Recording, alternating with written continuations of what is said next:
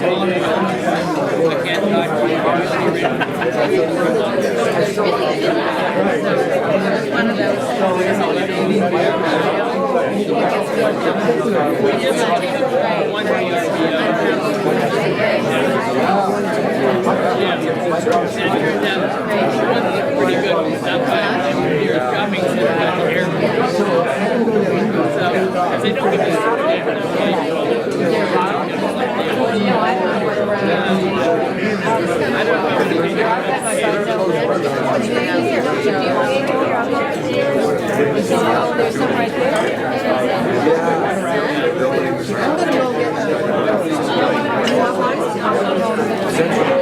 now know where to go. Thank you, Missy. I agree with you. But it's the only one of the ways.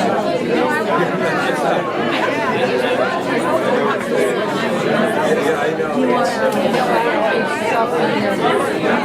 Yes. Hard to navigate. You said, I'll say.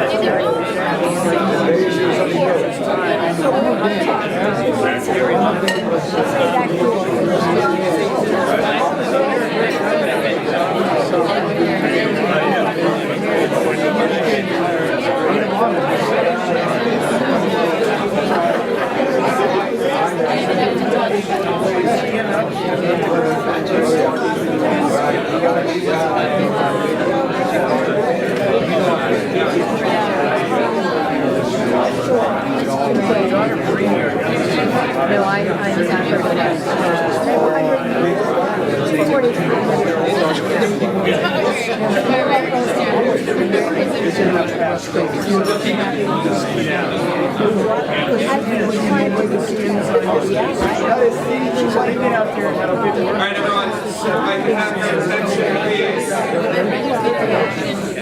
Hello? Now we had our 5-minute break, which was a short break. Not a lot of time to talk.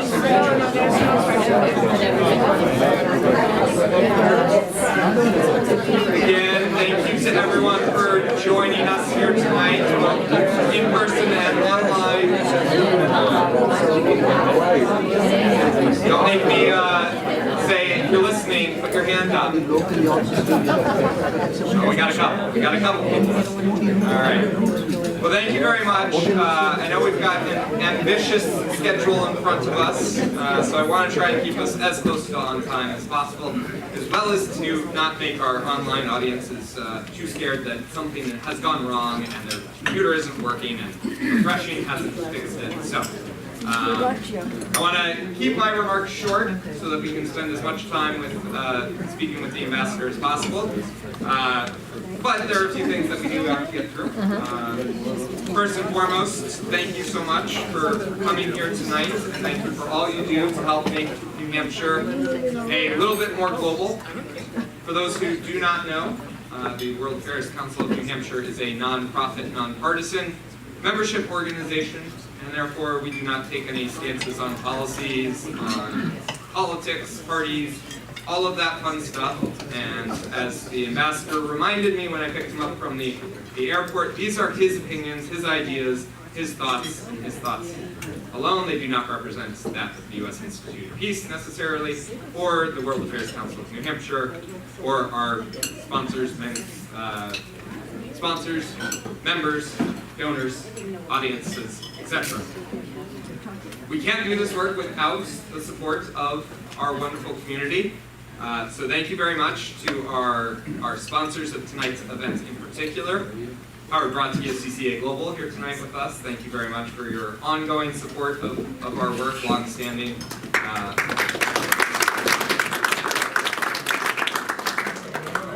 Rachel Hampy here for McLean Middleton and their long-standing support as well. And to Southern New Hampshire University, our mission partner, who helps make sure that we can keep the lights on and keep doing the great work that we're doing. So thank you to all of our sponsors and our patron sponsors, who you can see on the tabletop cards there or online.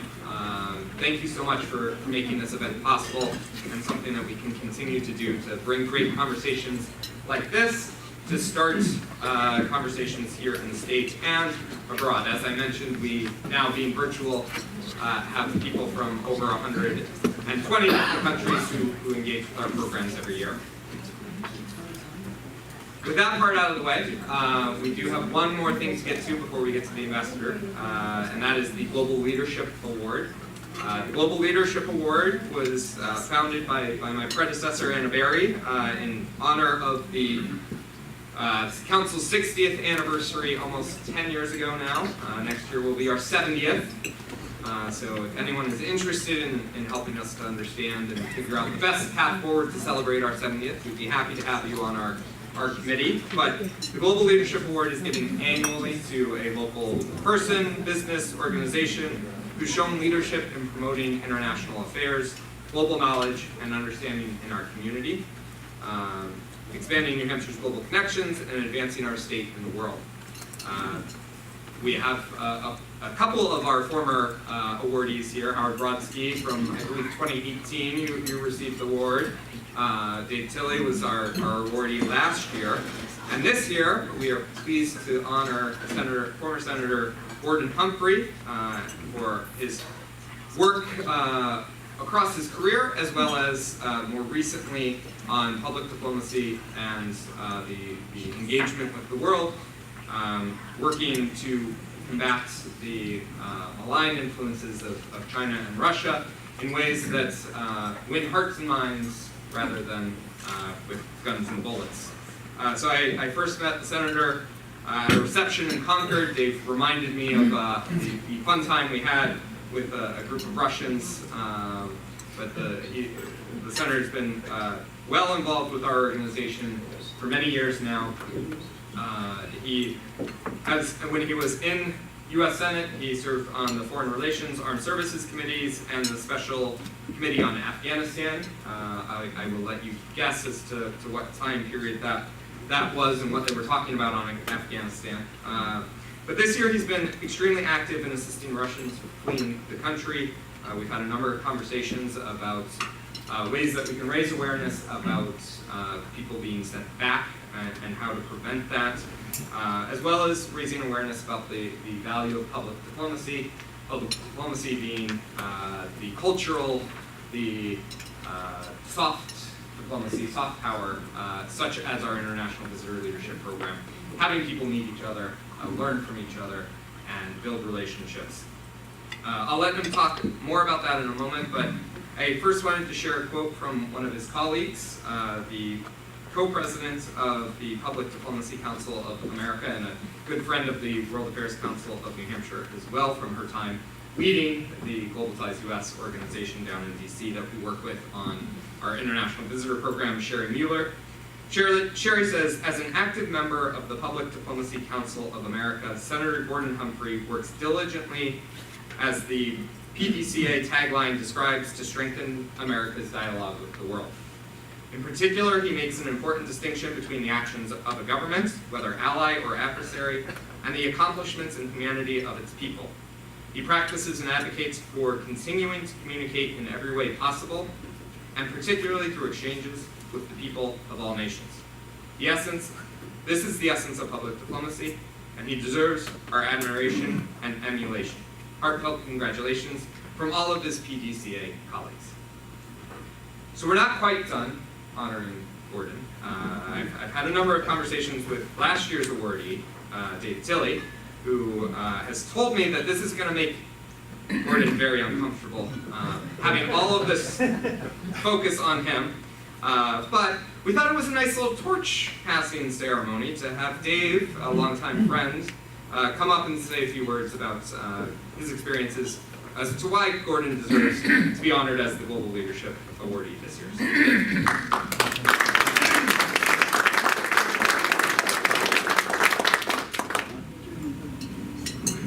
I was very excited to read and see that my friend Gordon Humphrey has been selected for this honor. It is so well earned and deserved. Folks that know Gordon Humphrey, Senator Humphrey, he has a deep passion on global relations, friendships, democracy, freedom, human rights, and problem solving. And he's very humble about it. Very humble about it. I've known Gordon for many, many years. He's been a host to many, always opening his home, his radio station, to folks coming to visit, whether it's youth groups from Russia or helping support communication and understanding with Belarus and Eastern European countries, and helping with about every delegation, and passionate about understanding, and also just very, very engaged in helping to make the world better and hosting. And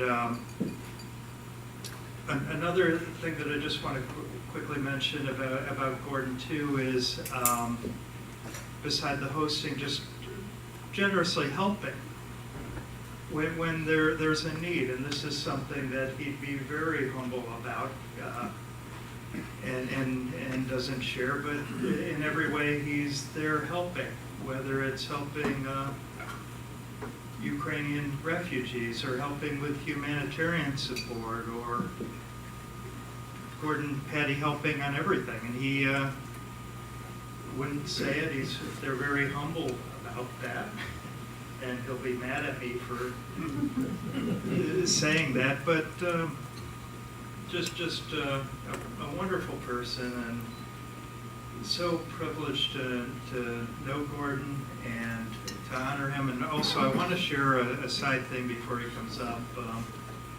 Gordon's so passionate about learning and understanding about other cultures and countries. He is self-learned in Russian language skills. I was a Russian linguist in the Army, and helped in that realm, and I can't even believe that he is self-learned in that area, and just an amazing friend and person.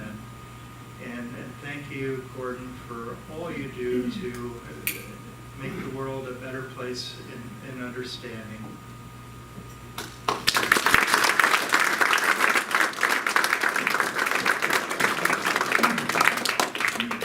All right, so we have a little award here to add to the Senator's collection, I'm sure. But thank you so much for all of your work. Thank you very much. Yeah, and I'll give you a moment to say a few words.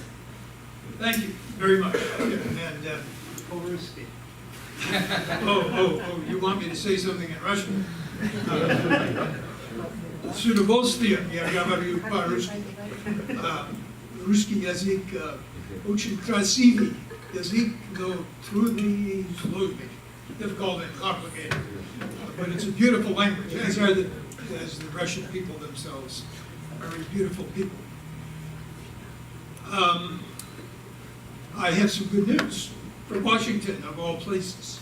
And some of you may know already, but this morning, circa 11:30, the Senate, after 6 months of dilly-dallying, confirmed Elizabeth Allen as Undersecretary of State for Public Diplomacy. The bad news is, first of all, she's highly qualified. The bad news is that office has been vacant in 2 administrations for a period of 5.5 years. The Undersecretary for Public Diplomacy. That is the office that has charge of cultural exchanges, the very program in which you are so enthusiastically involved. That office, one of the bureaus within that office, educational and cultural exchange, bears on what you're doing. That office has been vacant 5.5 years. My point in saying this is that is an evidence that we are not responsibly taking seriously the challenge that is now before us. In 1945, you will recall that, not personally, but from reading your history books, that Winston Churchill, in his famous speech in Fulton, Missouri, at Westminster College, proclaimed that from Stettin in the Baltics to Trieste in the Adriatic, an iron curtain has descended on Europe.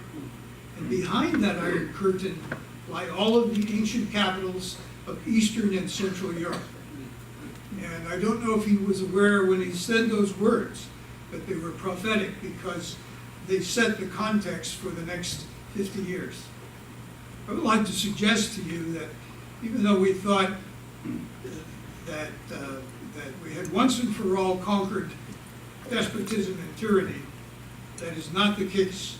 And it has reared its ugly head once again in a way that is the equal of what Churchill and the Allies, including the Russians, faced in the 1930s and 40s. I don't know quite how Churchill, with his gifts of oratory, would say it today in surveying this new threat to human rights, to the rule of law, to everything we hold dear. He might say something like, from Putin's Kremlin to Raisi's office in Tehran to Xi's place, whatever it may be, in Beijing, a new axis of evil has sprung up that will challenge us severely as never before for many years to come. And we must take that far more seriously than we have so far. In Congress, especially the Senate with its responsibilities in foreign relations, must take all of this far more seriously. We, the nation that invented the internet, are losing the information war by default. Our adversaries, already mentioned, I'm speaking now of regimes, not of peoples.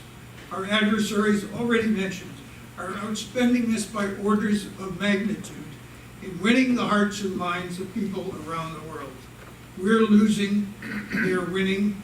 It's time to turn the tables and to use the advantage of truth and fact to persuade the rest of the world through advocacy, not just the delivery of news, but through advocacy of human rights, of the right to free speech, assembly to address grievances, to express grievances, free press, free elections, honest elections.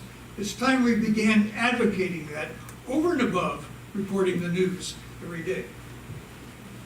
That is my sober message today. I thank you very kindly for this honor. I feel both grateful and a little bit embarrassed because I am sure there are people in this room who deserve it more than me. But Patty and I have had a rewarding experience these last 20 years of getting involved in this very sort of thing in which you engage and in which your organization, our organization, has engaged for 70 years amazing. And that is getting to know people from abroad and learning about them and helping them learn about us. It's a heartwarming experience, and it works almost like magic. For example, Patty and I hosted 2 young Russians during their high school years while they attended for a year each, or a period of month each, Bishop Brady High School in Concord. And one of those young men, now grown, very grown, to the height of 6'6", is here with us tonight with his wife, and they are Anna and Yuri. Will you stand up and take a bow?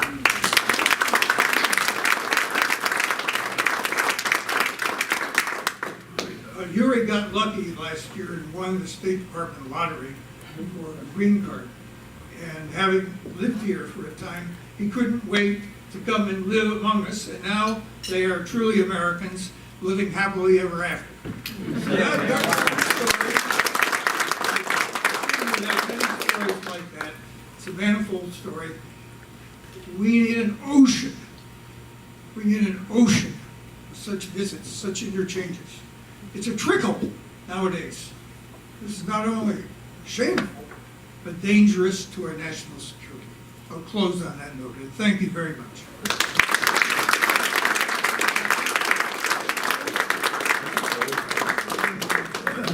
All right. One final thing to get to before we get to the meat of the program. I want to take a moment and thank our outgoing president, Peter Bowman, for his years of service and guidance and support that he's given to the organization, and myself as board president, as a board member, and as just a wonderful, genuine person. We really appreciate all that you've done to help make the organization, particularly the heavy lift that we underwent last year of doing our strategic planning process.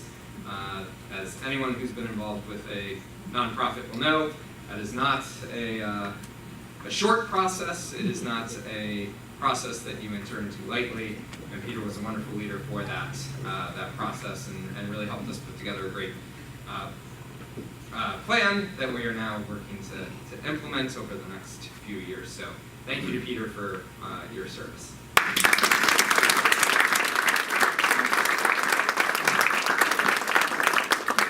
All right, I'm sure you are tired of hearing from just me at this point, so I'll keep my introduction of Ambassador Youssef brief to maximize your time with him.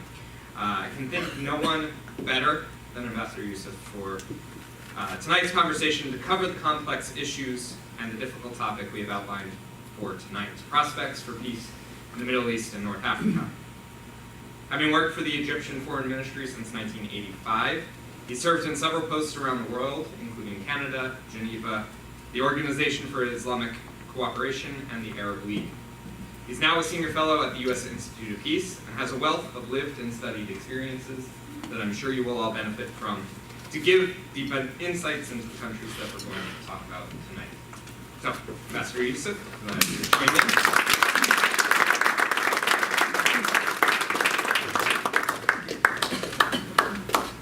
Just a little note, I have my tablet here for our online audiences, so you can watch for comments and questions coming in.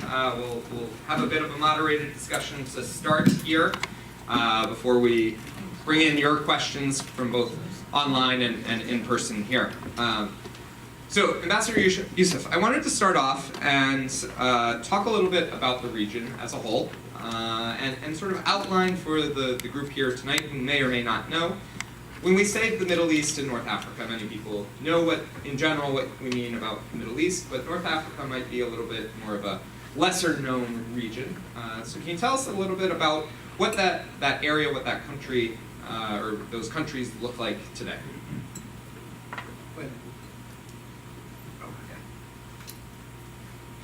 Well, thank you very much. It is indeed a great pleasure for me to be here.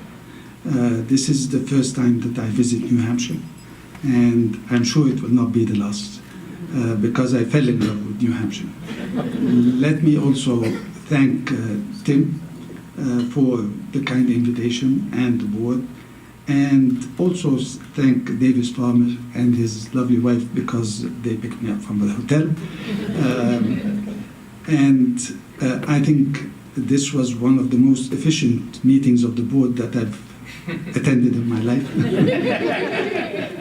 I attended several boards, so I know how difficult it is. So, well, let me go to your question, but maybe before talking about the region, let me say something about the global picture. Reflecting on the sentiment that was mentioned by the chairman of the board. When he talked about the state of the world and said all what you need to do is just open the TV and watch the news for half an hour or so. And you know how difficult the situation is globally. The situation in the world, whether it's in the United States, in Europe, elsewhere, is a situation of polarization, vulnerability, volatility, and division. And this is a source of concern to all those who want to see the world a better place. I don't need to talk about the US. You know the US better than I do and how polarized the US itself has been. When we move to Europe, Europe is also polarized.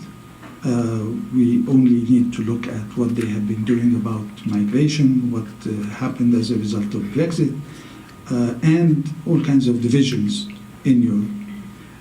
Also, the Middle East is no exception. We have also our huge divisions in all kinds of fields and areas, whether it is between the Sunnis and the Shiites, the Muslims and the Christians, the young and the old, those who want to reform and those who want the status quo, and the list is long. And then we are facing all kinds of conflicts in the world, first among which today is Ukraine and the war in Ukraine, and the impact that this had on the whole world. And we are witnessing also the possibility of having other conflicts of a similar global nature in relation to Taiwan.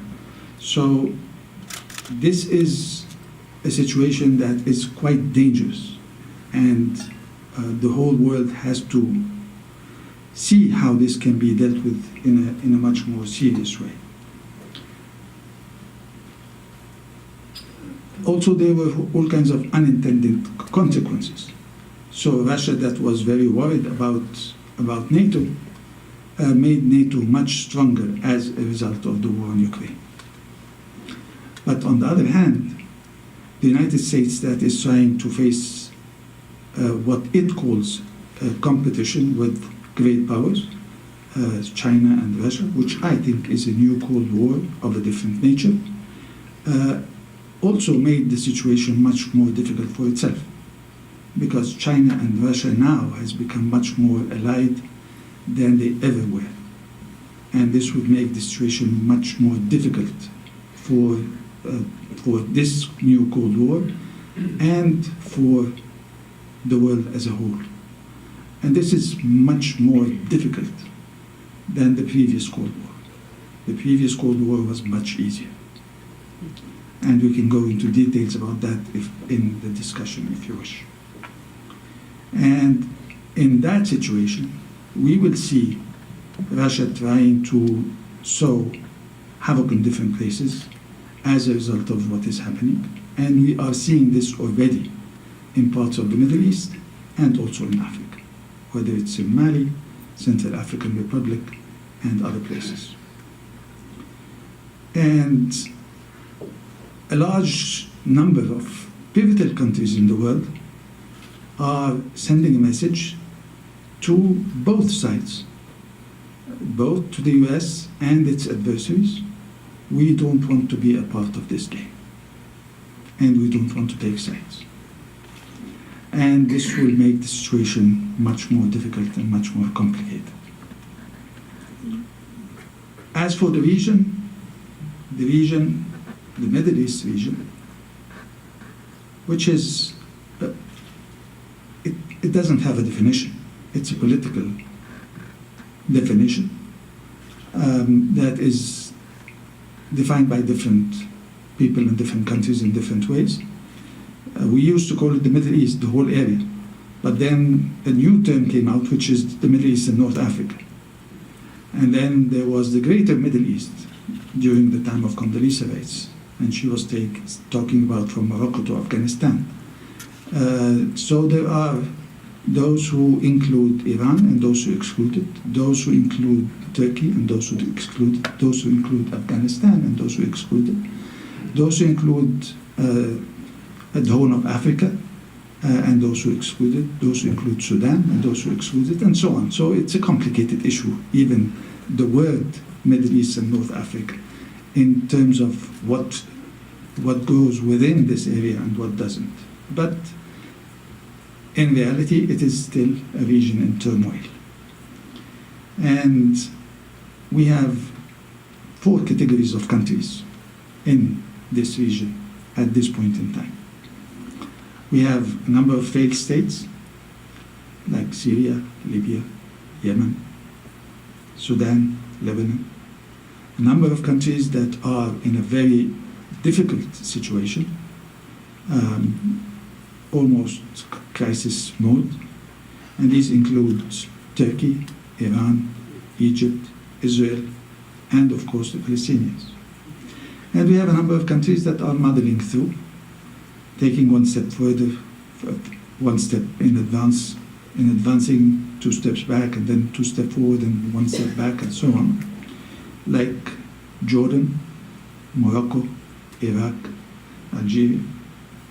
And finally, there are countries that are stable and are doing rather well within this very gloomy picture, and these are the Gulf countries, depending on huge resources, particularly from gas and oil. And in the vast majority of the conflicts that we have in the Middle East, whether it's Yemen, Syria, Libya, and many others, we don't have a single conflict that is on a solid path towards peace. And this is very sad. And there are many reasons, and we can talk about all these reasons in our discussion. But the region also is passing through a period where the relations between the countries in the region has become extremely complicated. And we're talking about relations, whether it's between countries that are allies, or countries that are adversaries, or countries that are enemies. The picture has become extremely complex. And I can give you a few examples of both the good, the bad, and the ugly. In relation to countries that are allies, very close allies, Saudi Arabia and the United Arab Emirates. Now they have huge differences. And when the foreign minister of Saudi Arabia was asked recently about the relations between Saudi Arabia and the United Arab Emirates, he didn't say there aren't any difficulties. No, he said yes, there are difficulties, but they are exaggerated. So there is a recognition of that. And we can see also on the other side, Morocco and Algeria and their differences over the Western Sahara, and how the situation at one point in time was could have reached a military confrontation. And the list is very long. But there is an interesting development in relation to these relationships. At one point in time in the region, countries had an attitude of either on or off. So the relations were either very good or very bad. But this was the case, for example, between Egypt and Libya at one point in time. When Qaddafi used to be mad at Egypt, he used to send back 1 million workers within 24 hours, and so on. And this happened between a number of countries in the region. Now it has become very complicated. So I gave you the example of Saudi Arabia and the United Arab Emirates. So despite the fact that they have differences, they decided to agree on what they can agree and differ on what they can differ. And this applies between Saudi Arabia and Egypt, Saudi Arabia and Egypt and the United Arab Emirates, and so on. So the relations have become much more complex than they once were. And at the same time, just to add to the complications of the situation in the region, there is a competition over leadership. Who is to lead and how and in what direction? At one point in time, Egypt was taking the leadership position. Now with Syria, and to a certain extent with Iraq on all kinds of issues. The weight of leadership in the region has shifted to the Gulf. And this has huge implications, both positive and negative. And my final point in relation to this question, because it's a broad question and it's complicated, is in relation to the fact that with all these problems, one of the difficulties that is facing the region is that it has very few peace builders to try to see how to reconcile between the countries and how to face some of these difficulties. One of them is Oman, for example. A second is Kuwait. You'll find difficulties in finding a third, except if you talk about Egypt in relation to the situation between the Palestinians and the Israelis. But the number of peace builders and bridge builders in the region has diminished. And this is also one of the difficulties that is leading to the situation that we are in relation to finding it very difficult to resolve many of the conflicts that we have. Okay, so with that all in mind, my mind is sort of spinning and trying to figure out where we go next. But I think one of the things that really stuck out to me is, unsurprisingly, the prospects for peace, as our event is so aptly titled. You mentioned that many of the conflicts are not getting close to resolution. You have very few peace builders in the region. Many people have explained the region as perpetually in conflict or always in conflict, or somehow it's innate to this region that they must be fighting each other. Can you talk a little bit about whether or not that assessment is correct? Is that something, are there prospects for peace? Is there a path forward for these countries to come together and make a better world? That's even a more difficult question. We are not in the business of easy questions here. Well, one of the difficulties is that each and every conflict has its own dynamics and is much more complicated than people think from the outside. This is why when there was an interesting initiative that came out of the Secretary General of the United Nations when COVID started, he said, why don't we have a global ceasefire? And there were discussions in different places around the world around this idea.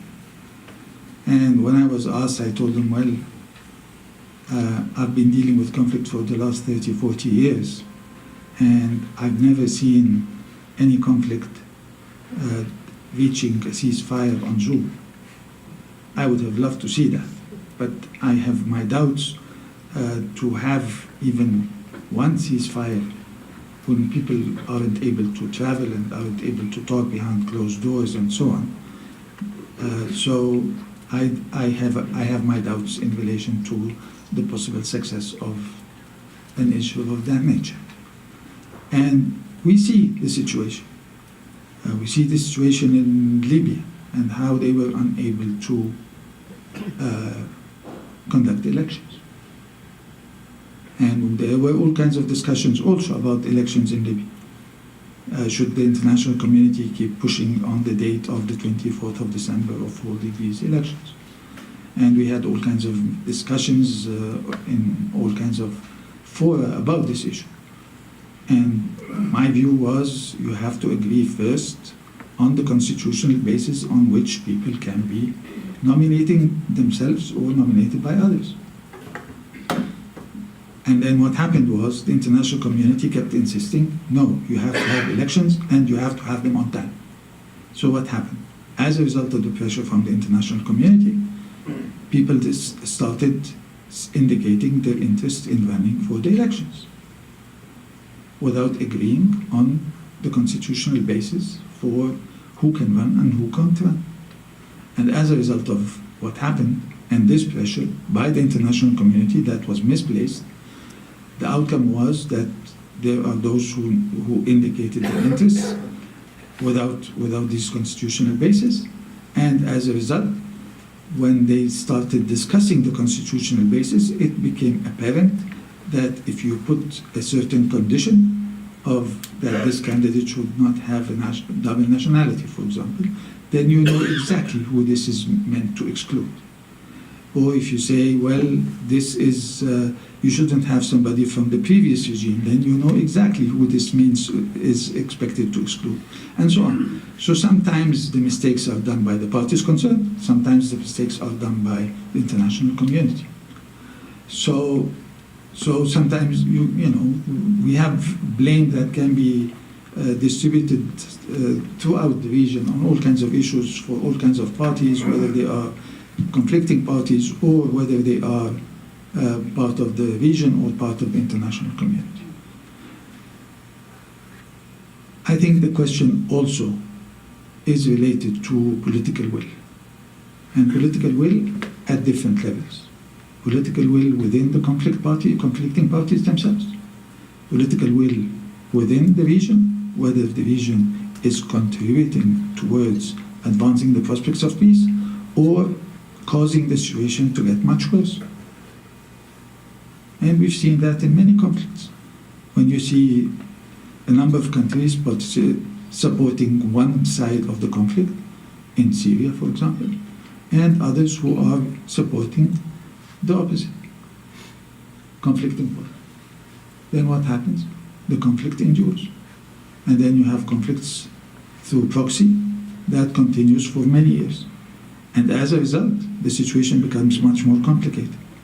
So, and this is one of the things that we should have learned, that when the conflicts stay that long, they become much more complicated. So what happened? So you see what happened, for example, after the Arab revolutions. In Tunisia, as a result of the fact that Zain al-Abidin bin Ali left immediately, the situation went fine for a number of years. Now it failed again, but that's a different story. When you see the situation in Egypt, when President Mubarak decided to step down, then the situation was dealt with at a faster pace. When the situation in Yemen started and Ali Abdullah Saleh left, the situation improved, and then he decided to come back, then the situation deteriorated again, and so on. So the parties have a crucial role, the region has a crucial role, and then the rest of the world has a crucial role. So when the United States at one point in time draws a red line for Bashar al-Assad, and then nothing happens, then the situation becomes worse.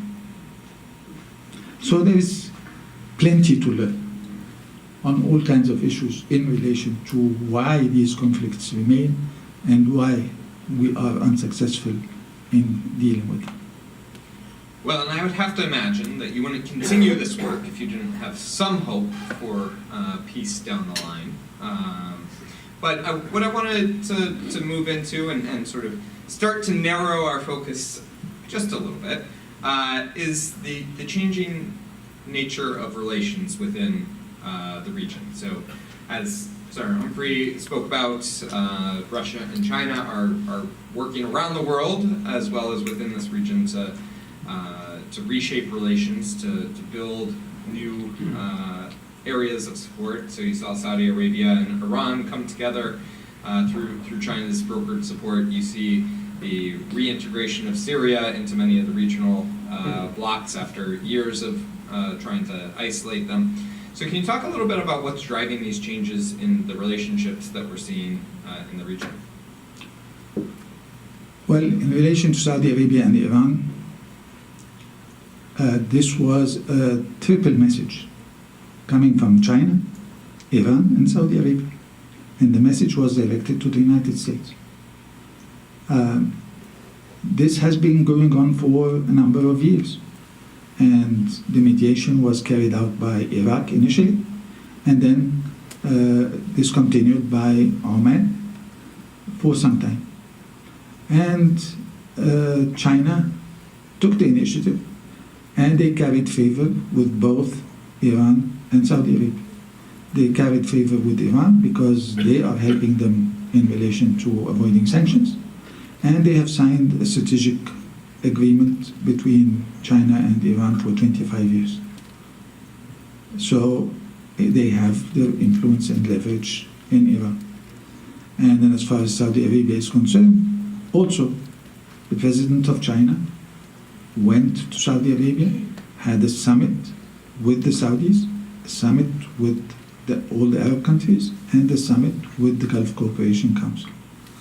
And they agreed on all kinds of cooperation agreements. And he also, the Saudis felt that they owe China, and they can do that and send a message also to the United States. So Iran was sending a message to the United States that we can get together and agree on all kinds of things. China is also sending a message to the United States that, we can also intervene in a constructive way in the Middle East. And the Saudis, of course, similarly, wanted to send a message to the U.S. We understand that you are limiting your role in the Middle East, and there are some things that we need to work on in that context. So this is in as far as Saudi Arabia and Iran are concerned, but we also should not exaggerate what was agreed. Because what was agreed is only a very small package.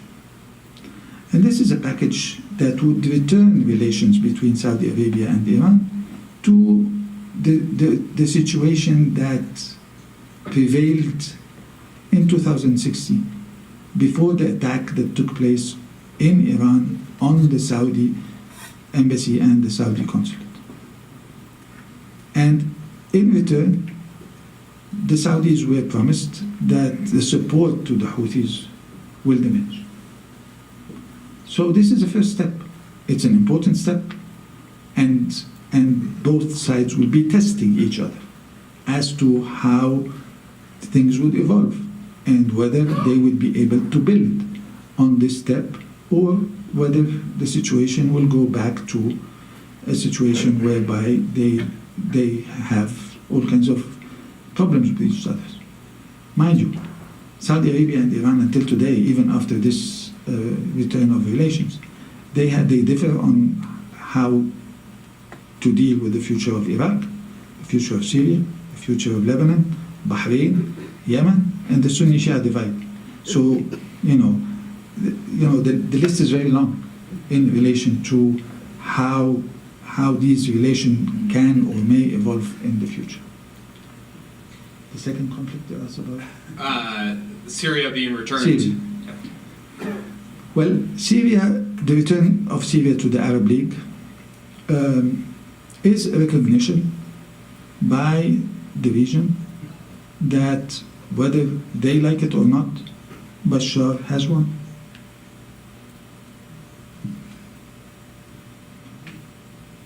Whose mistake is that? It's a collective mistake. Now, unfortunately, it is difficult to evaluate how things would evolve. And the reason is lack of information. It is not clear, and I don't think that it is already agreed, as to what are the steps that would be taken by both sides. So what happened was that a step was taken by the Arab countries by re-inviting Syria back to the Arab League.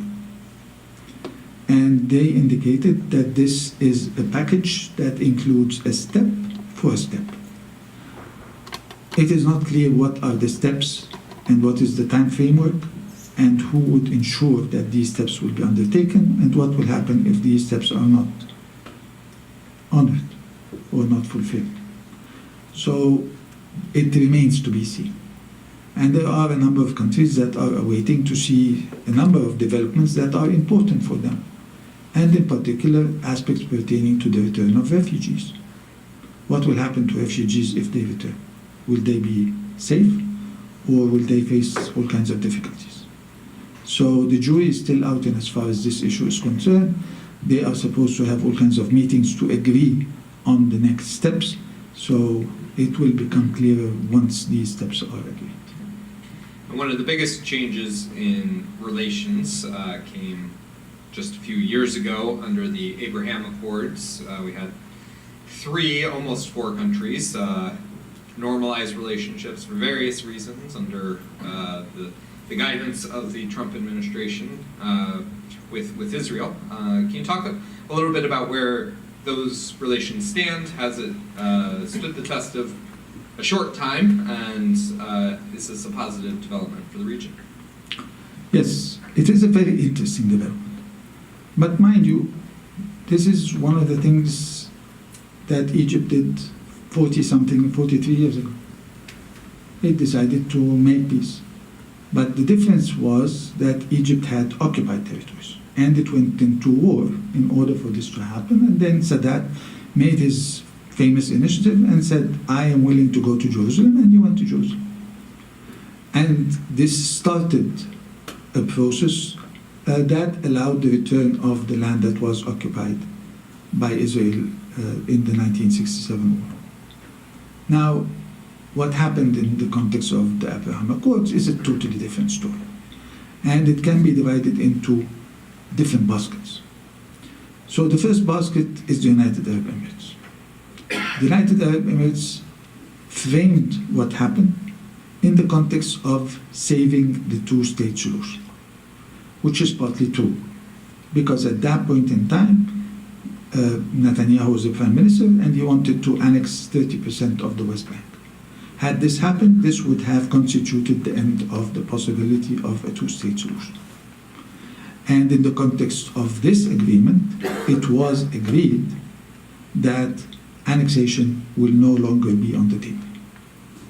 And when Netanyahu started playing with this issue, President Trump at the time said annexation is off the table.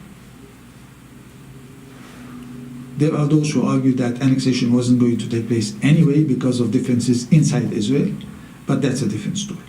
But the framing was that as a result of what happened, the two-state solution was partially saved. Of course, that's a long story about whether the two-state solution is still alive or whether it's dead. There's a huge debate in the whole world about this issue, and we can discuss it if you wish. But then, so this is one dimension. The United Arab Emirates have done that also because it thinks that this is in its strategic interest. And it wanted also a number of requests from the United States. And the United States was willing to do so, including the F-35s, for example, as one example. That did not work as soon as there was a change in the administration. So it became much more complicated. So there were demands as well from the United States. So this is one basket. The second basket was Bahrain. Bahrain didn't have much demands neither from the US nor from Israel. But they thought that this would be important for them strategically to advance their relations with Israel, and this is what they did. Morocco and Sudan are two totally different stories. Morocco and Sudan, they received an offer from the US administration saying, what would it take for you to normalize relations with Israel? And Morocco said, we want US recognition of the Moroccan position in as far as the Western Sahara is concerned. And President Trump said, okay, why not? And this is what happened. Sudan said, I want to be lifted off the countries that support terrorism, and I want to be immune from going to court in the US for incidents related to terrorism. And I want a package of financial support. The Trump administration said, okay. And this is why both, my understanding is when the King of Morocco spoke to the President of the Palestinian Authority, he told him, you know how important the Western Sahara is to Morocco. It is as important to you as the occupied territory is important to you. So my position in as far as the Palestinian question is concerned have not changed, but this is something that we have been fighting for decades, and this is important for Morocco, so I need your understanding. So this is why the reaction of the Palestinian Authority and leadership in relation to what happened by the Emirates was totally different than the reaction of the Palestinian leadership in relation to what happened with Morocco. So these are the complications associated with normalization. And there are those who argue that, this is fine. But what we should be aiming for is to see how these relations can contribute to advancing the prospects of peace between the Palestinians and Israelis. That is the whole point. And if this happens, then this would be welcomed by everybody. And I think what happened in normalization is that it was supposed to have sent a very important message to Israel.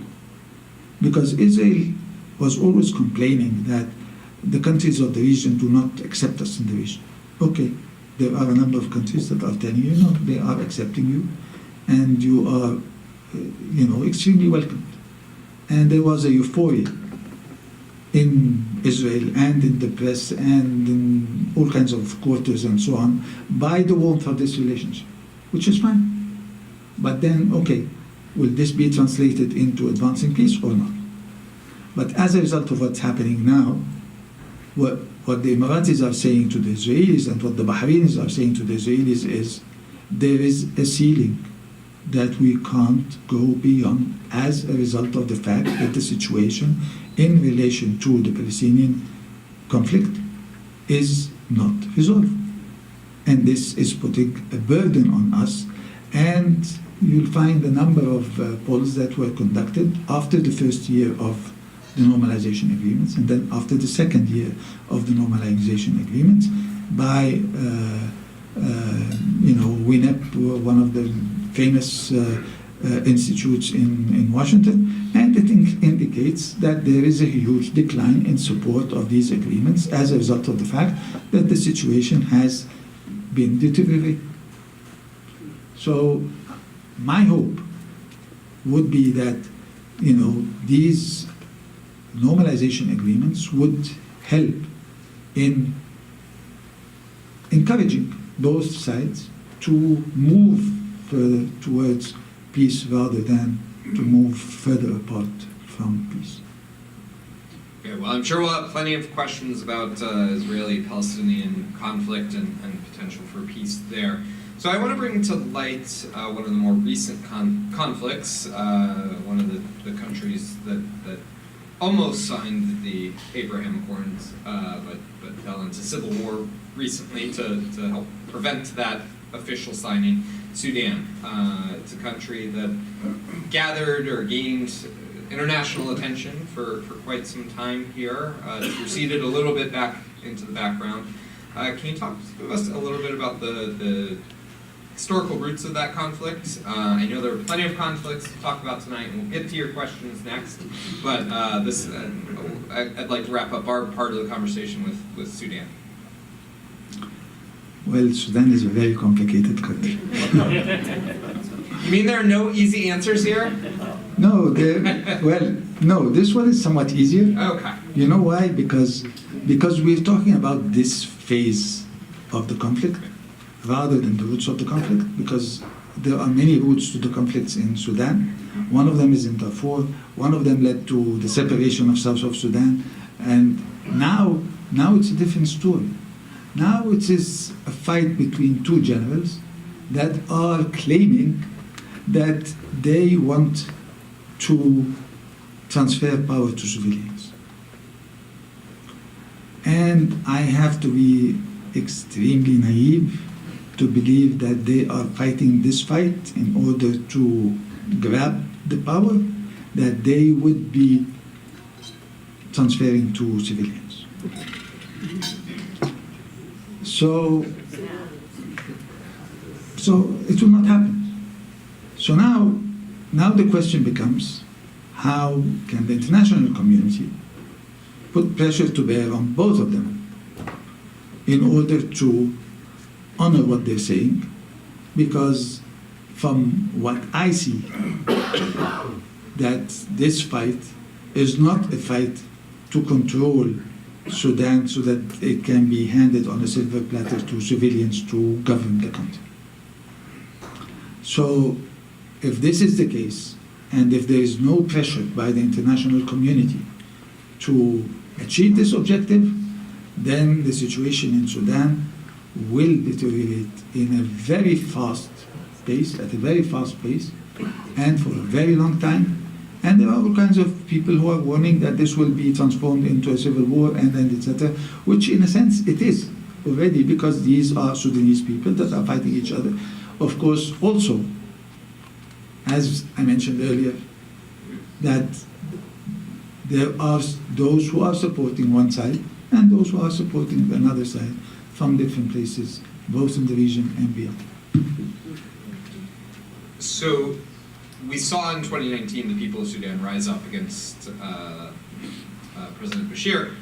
Is there a chance that they are able to repeat that popular mobilization, which, yes, was then backed by the military, to perhaps lead back on the path to a civilian government, or is that out of the question at this point?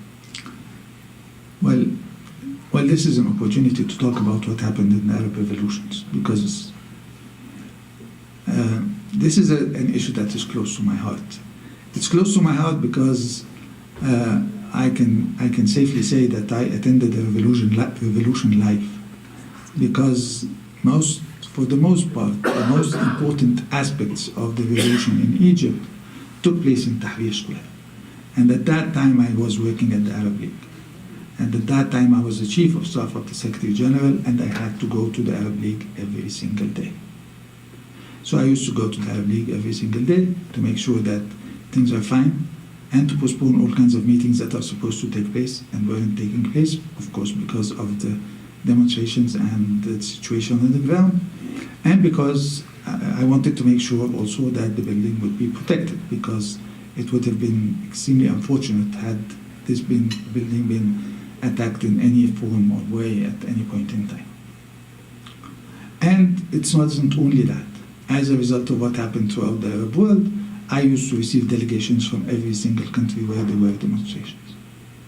So it was an experience of a lifetime.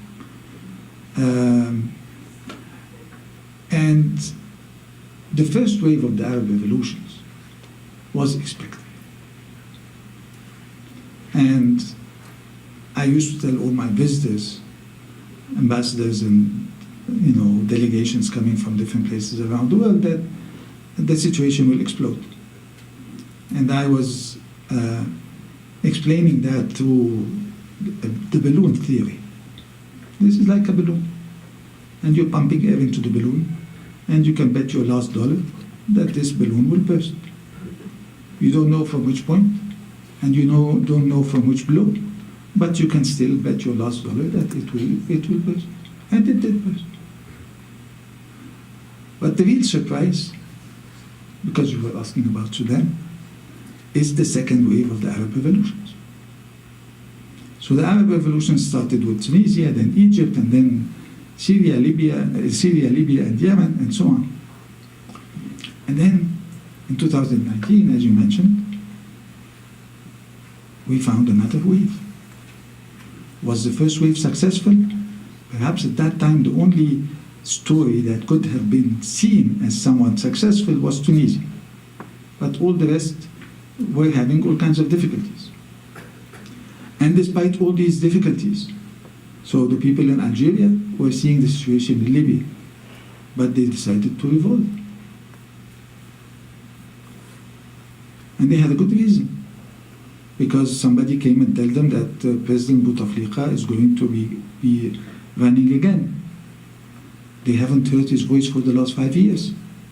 And somebody was telling them, you haven't heard his voice, but he will be a president another time.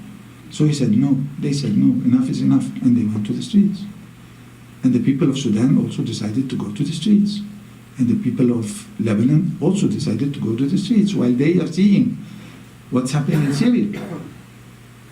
But they reached an extent that they can't continue.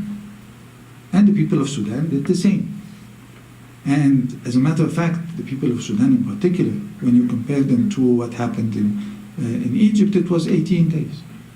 In Tunisia, it was less than that, when Zain al-Abidin left, and so on. But those in Sudan who have been on the streets, they stayed there for months and months and months and continue. Will they continue? I don't know. But what I see is that the situation in a number of countries in the region has become much worse than it was before all these revolutions took place. So what's the conclusion? There will be another explosion. It's the law of physics. I'm a physicist. I used to be long ago in a previous life. Okay, I could ask questions all night. I'm having a blast. But I have a 3-year-old at home, so I need to set a good example and share. That was me. That was me. That's our audience microphone, which needs to get turned down a little. But we can use this one while they work on that. So I'd like to turn it over to the audience and yeah, I will come back and fix that. But do we have any questions from the audience? Yeah, we'll start here with Kevin. Thank you. Thank you, Ambassador. Early in your remarks, you had said that some of the power-broking power is moving to the Gulf states. And I'm thinking that part of that might be because of locations of where the United States has placed some of its military bases. And I'm wondering if at the current state of affairs there, if you see the U.S. military presence more as stabilizing or polarizing, and recommendations on whether the military presence there should be increased or reduced.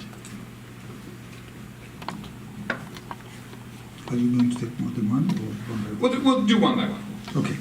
We have enough complexity to answer with each question. Well, no, I don't think so. I don't think that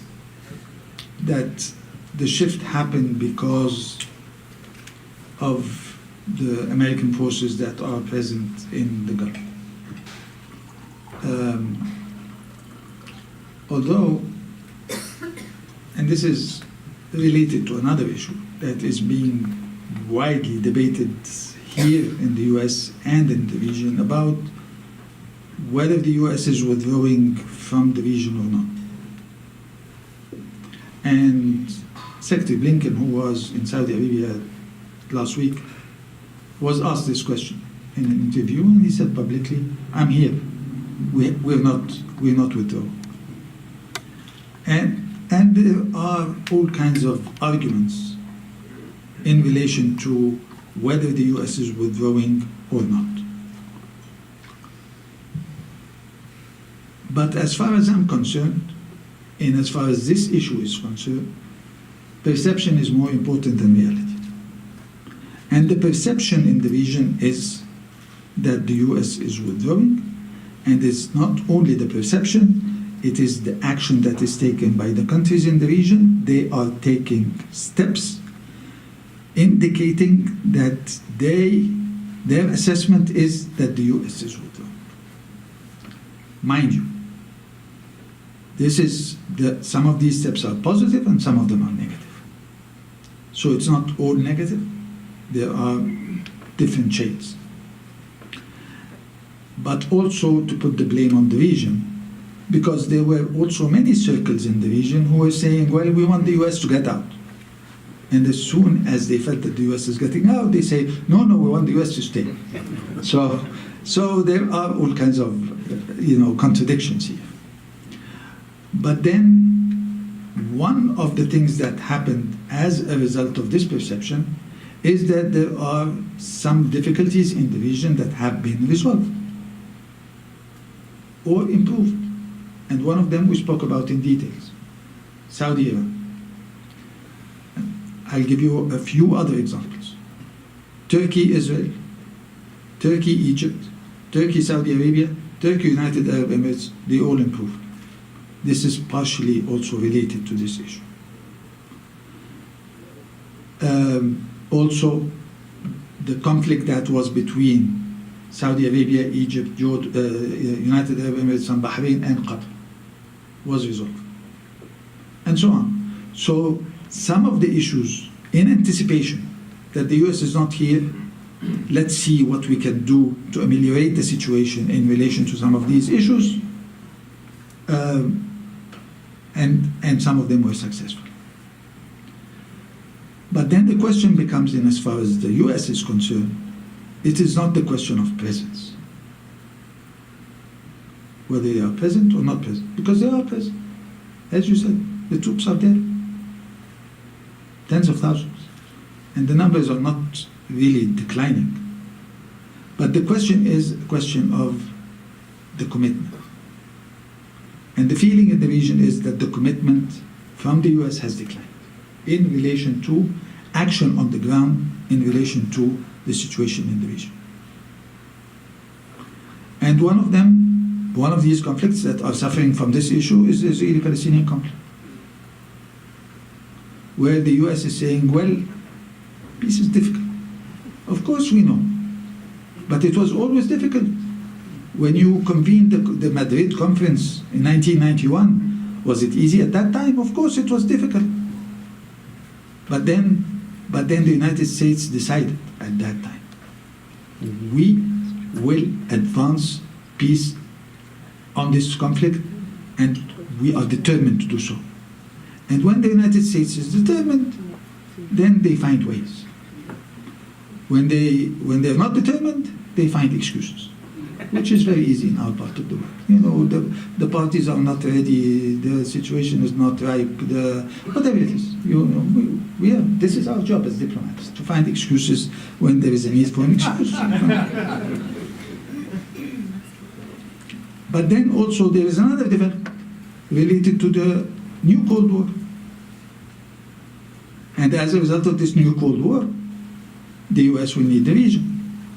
And we've seen that in Ukraine. As a result of the problems that were facing Europe regarding energy, what did the US do? The US has no problem in relation to energy. But then all its allies were in trouble. Okay, so what did they do? They went to the Middle East. Where would they go? So they went to the Middle East, including to Qatar, including to Egypt and Israel, to agree on how to agree to work together in order to export Israeli gas, liquefied from Egypt, and so on. So, and this goes back to what the chairman of the board said, what happens in New Hampshire affects the world, and what happens in the world affects New Hampshire. So what happens in Ukraine affected the US, it affected the Middle East, and you had to do something about it.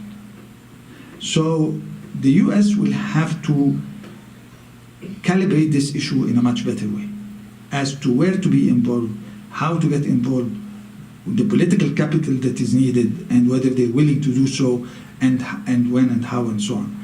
They haven't done so in the last few years, and we're entering into an election year. So we will see how things develop in the coming years.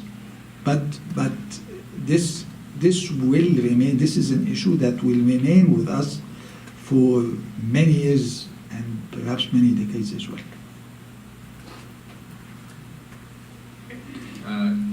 Elliot.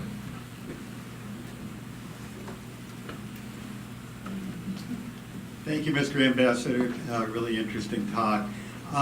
You were talking about the bubble bursting in Sudan, I think you said Algeria. One place where it looked like for a few moments that the bubble might burst was Iran.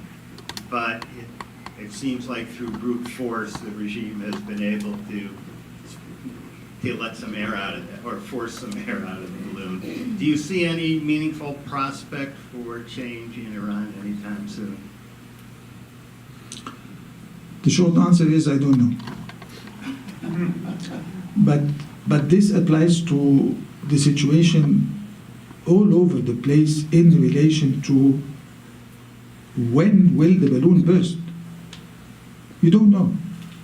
But depending on the situation, it will, sooner or later, is where the demonstrations that took place, taking place for the first time, or were they quelled before? They were quelled before, and they were quelled again. And if the situation continues to deteriorate, then people will have to take to the streets, and it may be quelled again. But part of the problem is that we are impatient. The world has become used to things moving very, very fast. And this is true. But then some things still require time to ripen. You can hurry some things, but there are some things that can't be hurried. So I think this is one of them. And this applies to also the situation in several other places in our part of the world and beyond our part of the world. Yeah, Richard.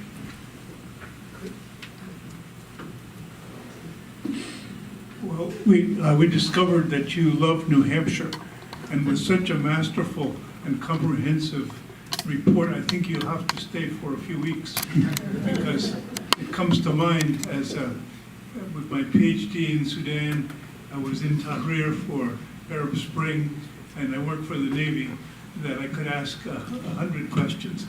That wouldn't be fair to the audience. So there is one thing I detected you didn't yet talk about.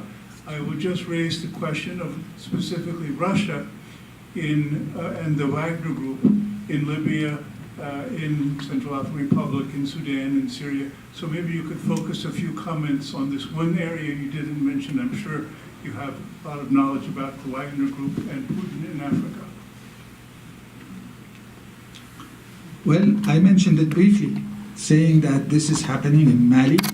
As soon as the French announced that they are leaving, within 24 hours, Wagner was there.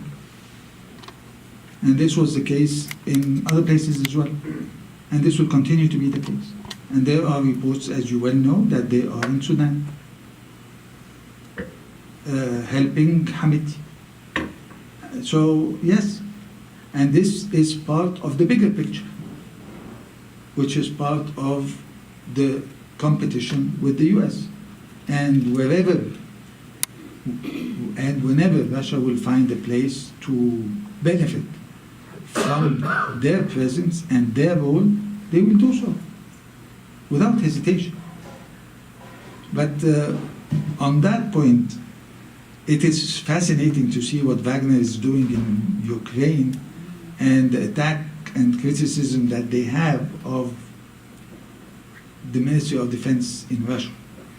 So we will see how this will interplay as well, because I'm sure that the Ministry of Defense in Russia doesn't like it, I'm sure.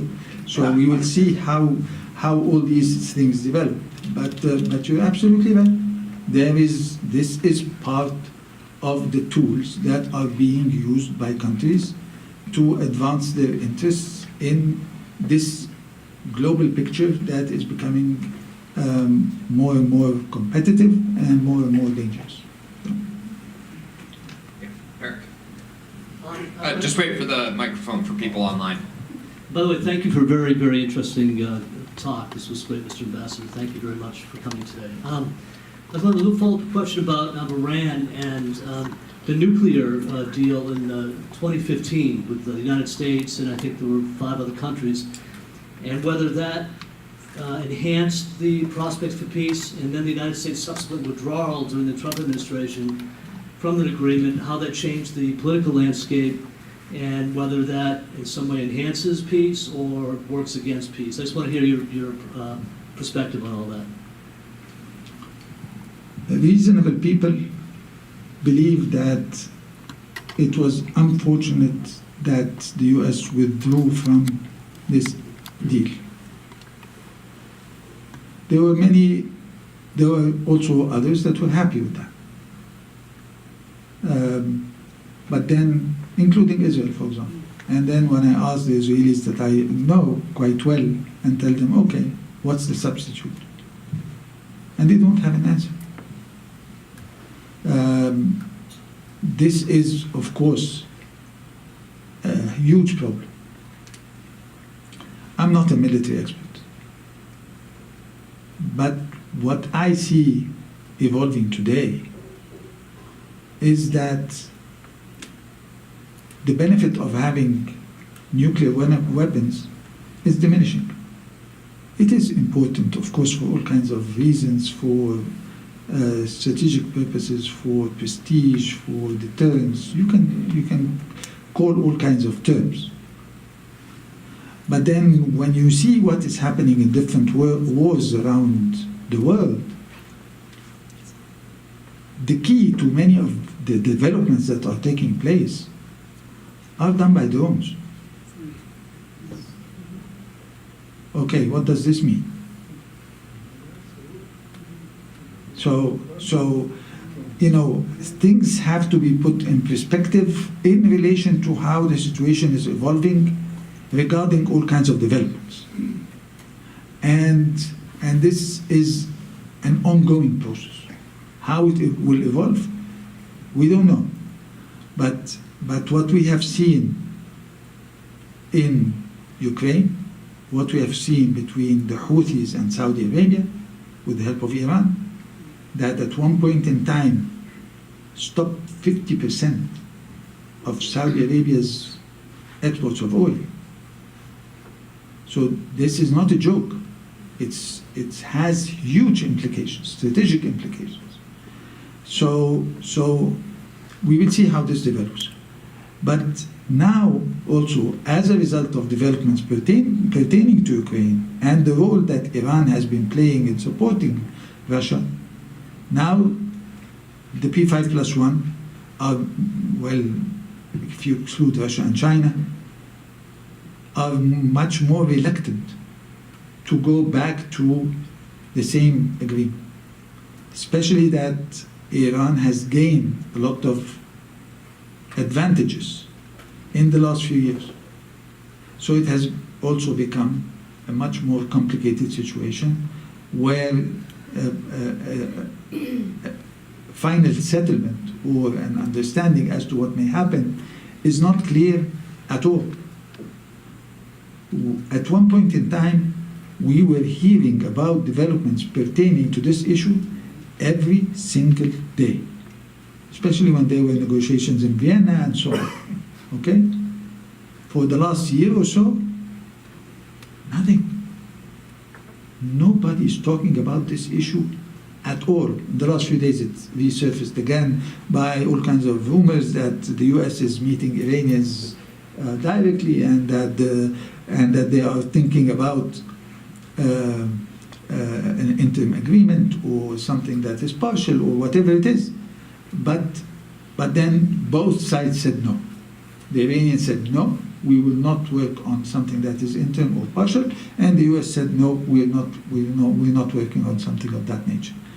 So how this issue will be resolved remains to be seen, but it has become much more complicated as a result of the war in Ukraine as well. And do you have a sense as to whether or not Iran is pursuing a nuclear weapon, or do you believe their statements that they're only pursuing their nuclear technology for civilian use? This is much more technical than I can answer because. You're a physicist, come on. Yes, okay. Okay. Well, I'll tell you both sides of the argument. Iran is saying we don't need it, and interestingly enough, they're talking about it from the religious point of view, and they're saying that Islam doesn't allow this to be done as a weapon of mass destruction in a sense, and we don't need it. This is their argument. But then there are those on the technical side who are saying when you enrich uranium to the extent that has been achieved by Iran, it has no peaceful uses, and therefore this has to be the objective. I am in a situation whereby, despite the fact that these two views are contradictory, I believe both of them. Spoken like a true diplomat. No, no, seriously. I don't, Russia has nuclear weapons. You see how difficult the situation is in relation to Ukraine. And there were all kinds of rumors and so on in relation to the use of tactical nuclear weapons or nuclear weapons and so on. I really do not believe that they will be used. Okay? And so on. Because if this happens, if they are used, then there will be a catastrophe for everybody. So this is a very difficult area. But then there is another question. Is Iran hoping to be a threshold state? I think that this is possible. That they would have the capability, but not necessarily produce. And if they need it, they can produce it, if the need arises or if the situation, forces them to do so. So that is also a possibility. But no, I need a crystal ball. Don't we all? Yeah, absolutely. I wanted to know more about the prospects for women and girls in the Middle East. It's been very disheartening to see what's going on in Afghanistan, with the caveat that we don't have it figured out in the U.S. either, especially pertaining to reproductive rights. Thank you.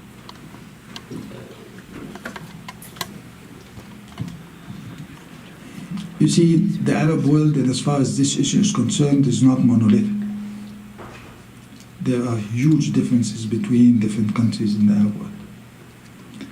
I was watching a program a few days ago about difference in salaries and benefits between men and women in the US.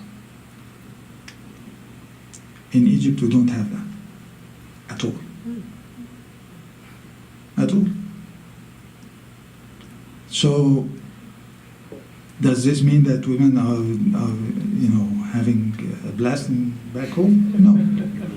They have all kinds of problems, but problems differ. In Saudi Arabia, until very recently, they had a huge problem in the fact that they weren't driving cars. Now they do. Is this a huge step? Yes. For Saudi women, of course. But women in Egypt have been driving like crazy for the last...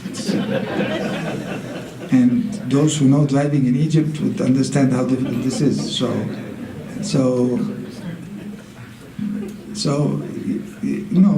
But on the more serious side, I think women are becoming empowered in the region. And partly because what happened in the revolutions. They were a critical dimension in the revolution. In some instances, they were even stronger than men. It was fascinating to see how they were willing to do things that are, really brave. Sometimes men fear all kinds of things because of their responsibilities. But more recently, I've seen women doing things that surpass what men have been able to do in relation to criticisms of regimes and situations in different countries in the region. But what the prospects are in the future, I hope that this would continue.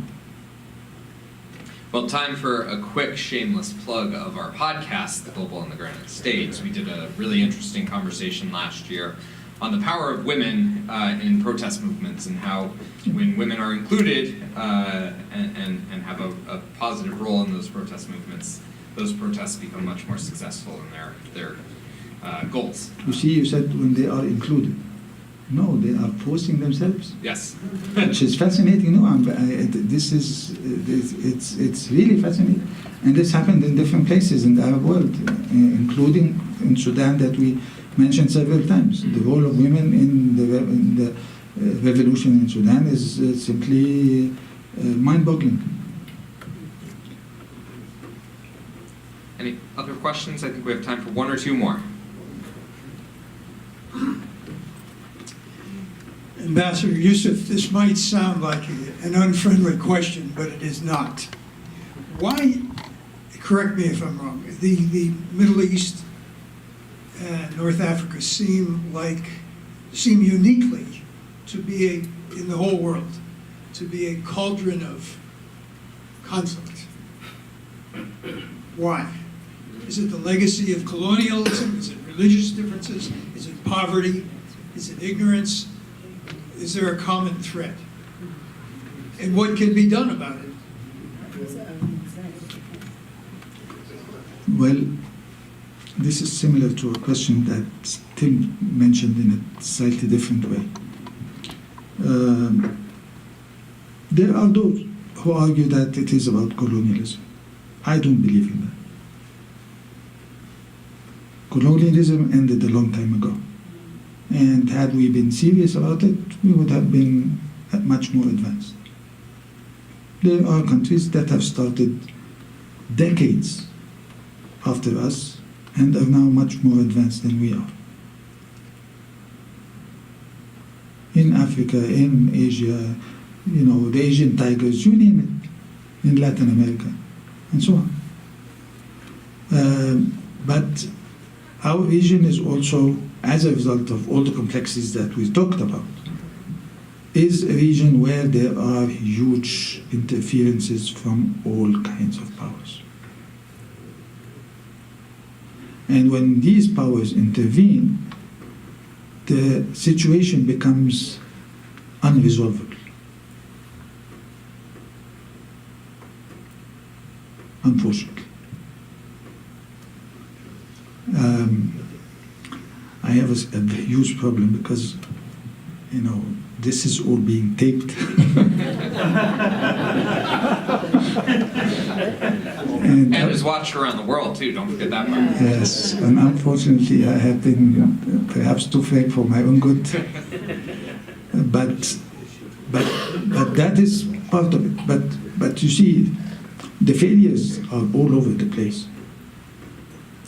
And I can give you many examples so that I'll be on the safe side. One of them is the institutional failure. The UN Security Council. Has the UN Security Council been able to resolve the situation in Yemen, Libya, Syria? You name it? The answer is no. A second question in relation to this kind of failure. We keep talking about the rule of law. Has the rule of law been applied in a balanced way on all kinds of issues? The answer is absolutely not. There are those who have been committing war crimes and they are feeling impunity. And we keep arguing that we are defending the rule of law and the world order that is based on rule of law. Where is that? When you see that as a result of all kinds of pressures and as a result of the war on Ukraine, the ICC started working on Ukraine and then indictment came out. Was this applied in different places in the same way? The answer is no. Okay, what do you do about that? The African countries that were supportive of the ICC and joined the ICC started withdrawing from the ICC. Why? Because they felt that this was done for them and not for anybody else. So this is another failure. I can give you other examples. The way in which refugees were treated after Ukraine as compared to the refugees that were treated in all kinds of other conflicts around the world. That's a moral failure on behalf of the whole world that has participated in this manner of dealing with refugees in different ways, and so on. So there are reasons, as I mentioned, that pertain to the parties of the conflict, reasons pertaining to division and how division deals with that, and reasons pertaining to the international system that we keep saying that we want to defend an international order based on rule of law, while this is really not reflective of what is happening in the world. But we shouldn't end on a negative note. But you see, this is also the Middle East. Well, don't worry, we won't end on a negative note. Well, I guess it's up to you and based on your answer here. So fingers crossed. So we've had a wide-ranging discussion, a very complex discussion of a lot of different issues, a lot of different conflicts. I want to end with the question of, within our New Hampshire global community here, can you talk a little bit about just why this is important, why it is great that we have such a wonderful audience here tonight, talking about these issues, learning about these issues, and I will hopefully state, starting conversations within the broader community about why this is important. Why? What exactly is important? What's happening in the world? What being knowledgeable and understanding what's going on in the world is important for the global community, really. It goes back to the same slogan that was mentioned by Peter, the chairman of your board, that what happens in New Hampshire affects the world, and what happens in the world affects New Hampshire. I'll give you an example about Egypt, because it is important in the way in which things evolved and how it affected Egypt in relation to the war in Ukraine. Egypt is the biggest importer of wheat in the world. And it gets 70% of its wheat from Russia and 10% from Ukraine. And as a result of the war, the price of wheat increased and there was no wheat that was being shipped because of the war. This resulted in, unfortunately I can't remember the exact figure, but a number of $1 billion increase in 1 year, only on one item. So you can't, and to add to that, 30% of the tourists that came to Egypt came from Russia and Ukraine. So you can't isolate yourself from the rest of the world. And as far as the US is concerned, the US is the global power. Yes, it is, not necessarily on the rise as a global power, and it is no longer the only superpower in the world as it once was after the end of the Cold War immediately, but still, it is still the superpower of the world with the biggest influence and the biggest power in the world. So all kinds of developments that happen in the world affects the US. And you've seen that. You've seen that in the prices of gasoline in your pumps. that resulted in a huge row in the US. And this, despite the fact that the US is self-sufficient, doesn't need oil from the rest of the world, but still there is a market price. So you're affected by what's happening in the market. And you saw what happened in the problem between last October, when OPEC Plus decided to reduce oil production by 2 million barrels. What happened? The administration said, we will review our relations with Saudi Arabia because this is done in support of Russia against Ukraine and so on. That didn't turn out exactly that way, but you see, this is the impact. And this is how things affect each other. And they were concerned by some circles and so on that this may affect the midterm elections and so on. So this is how the situation in different places around the world affect the United States. And of course, I was here when you had your last elections, and there were all kinds of questions raised and debates about the influence of the rest of the world in relation to social media on the elections. And I read an article recently about, okay, if this happened in the last elections, how will artificial intelligence affect the next one? Okay? So I don't think that there are clear answers, but this is how a country as powerful as the United States can be affected by all kinds of developments that are taking place in different places around the world.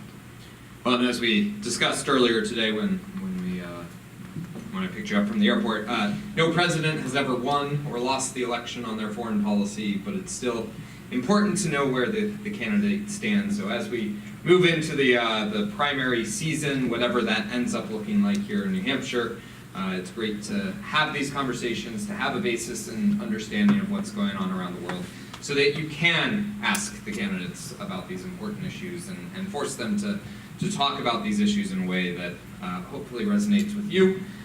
We will be, and have already made some inquiries with different candidates to see about hosting foreign policy forums with them as we move towards the primary, so be on the lookout for those.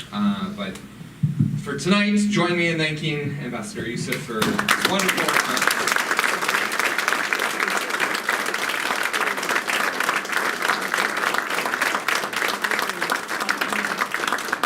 And thank you. Let me thank you, all of you, for coming, and it was a pleasure talking with all of you and hearing your views and your questions, and I hope that you found it useful. Thank you very much.